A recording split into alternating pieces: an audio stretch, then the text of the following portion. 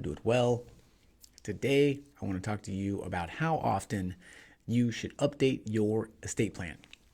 Before we get to that, though, I want to remind you, if you need help or want to talk to anybody about estate planning or probate, I guess if you want to talk to us, you can do so over the phone for free by going to estatemeeting.com.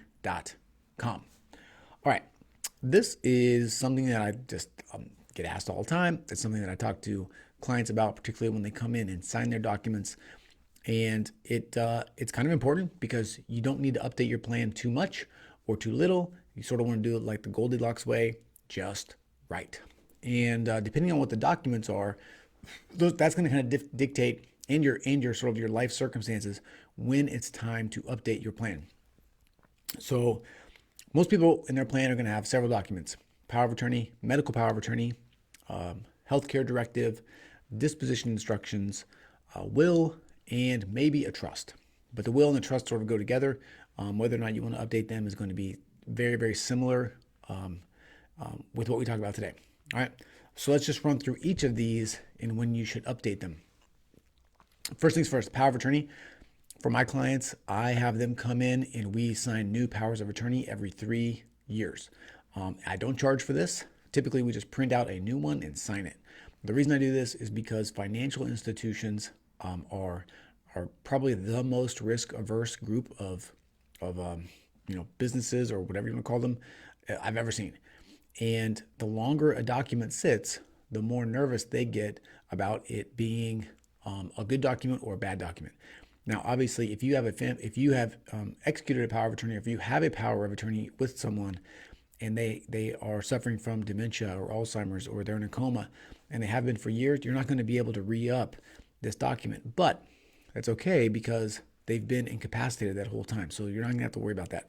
But if you have the capacity to execute a new power of attorney, I would recommend that you do so every 3 years or so, because again, it makes financial institutions more secure that this is the newest version of your power of attorney.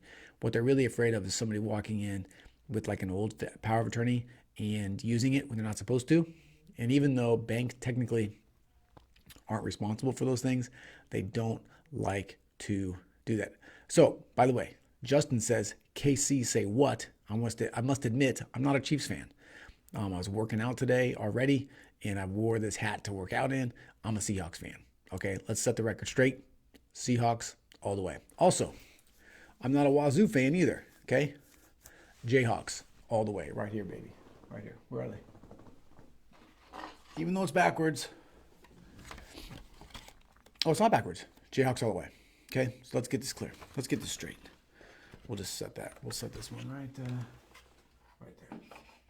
Okay, all right. So, I'm playing. I am a Seahawks fan, but I'm from Kansas, so that's why the Chiefs are here. The Wazoo fan is a different story. I'll tell you that someday. But I digress. Medical power of attorney, by the way, typically you don't need to update unless you want to change your people. Healthcare directive, same thing. You don't want to update that or need to update that unless you change your decision on what you want to do. So don't have to worry about that. When it comes to your will, it's kind of the same thing. You really only want to update it or need to update it if your people change, the people that you've appointed to those positions change, or if some life circumstances have changed that have led you to want to do distributions in a different way. Often this can be the birth of a child. It can be the death of a child, potentially. It could be a divorce. It could be coming into a substantial amount of money. Also, people come in and out of your life over time, and you could want to change the way that your assets are distributed because of some of those things that have happened over time. Trust is the same way, but with a trust, because you have more power over the distributions, there may be more circumstances that warrant you to update your trust. With a will, all you do is give the person the thing. So, for example, if you have $100,000 and you want to split that amongst two people, that's what you do. You just split the 100. If you have a trust and you want to split it amongst two people, let's say your two kids, but now one of your kids has married somebody that you don't like, you may go and update your trust and set it up so that your kid is the one that benefits from those assets and not the spouse that you don't like. Maybe the other kid has a gambling problem And it's the same thing. You want to make sure that money is used, for good things and not just wasted at the casino. You can go in and update your trust to reflect that. And that's what I counsel my clients on, particularly when they have young kids. Do what you think is right now. As those kids grow older and you begin to see their personalities take shape, you begin to see them grow into themselves, you begin to see the type of responsibility that they are able to take on, then you can adjust your trust to fit the personalities and characteristics of the people that are in your life. All right, so that's it generally. And the other thing too is, I guess, if you purchase real estate, you'll want to update not necessarily the trust. You want to move that real estate into the trust. If you have a will only, you may want to consider doing a transfer on death deed or something like that. But with my clients, and I think a lot of other people might do this as well. I know that I do it though.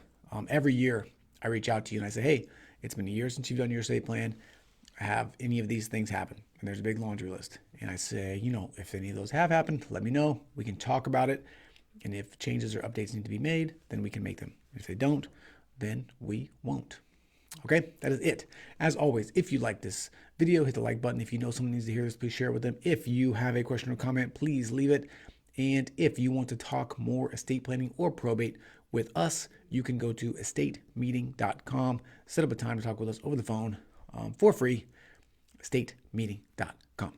Okay, that's it. I'm Christopher Small. I'm the owner of CMS Law Firm. We do estate planning. We do probate. We do it well. Thank you for your time. Thank you for your attention. I appreciate you, and I will talk to you again soon. Bye.